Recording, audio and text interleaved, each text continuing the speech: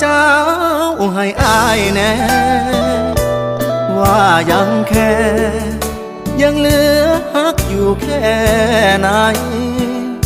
กับเขาคนนั้นที่รับเข้ามาเบียดอายเป็นแค่ช่วงเพลอหัวใจหรือคิดมากไปกว่านั้นอยากให้หัวอายเดือดร้อนใจมันรับบ่ได้ที่เห็นเขามาเกี่ยวพันทั้งน้อยใจเจ้าทั้งอายสายตาชาวบ้านบ่อยากให้ทิ้งไว้นานรบกวนเจ้าตัดสินใจ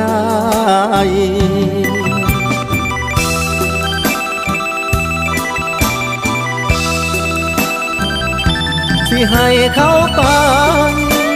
หรือว่าให้อายเจ็บเลือกคนมีคะแนนเก็บหรือว่าคนมาใหม่ถ้าให้เขาอยู่ก็แปลว่าอายต้องไปทักมาโสลมโสตาหรืออายควรมีน้ำตาขาดเจ้าเขาคงบ่เจ็บปานใด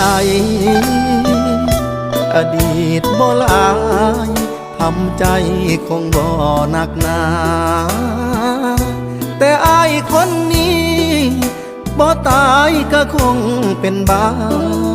เพราะหากที่ให้แก้วตามีค่าเท่าลมหายใจ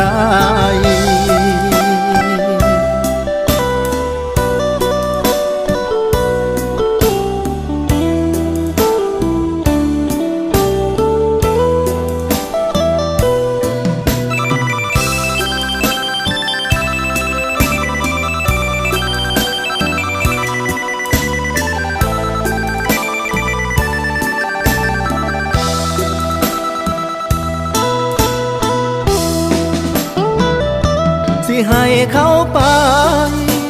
หรือว่าให้อายเจ็บเลือกคนมีคะแนนเก็บหรือว่าคนมาใหม่ถ้าให้เขาอยู่ก็แปลว่าอายต้องไปทักมาโสลมโสตาหรืออายควรมีน้ำตา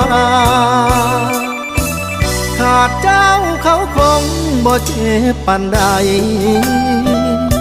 อดีตบ่หลายทำใจคงบ่หนักหนา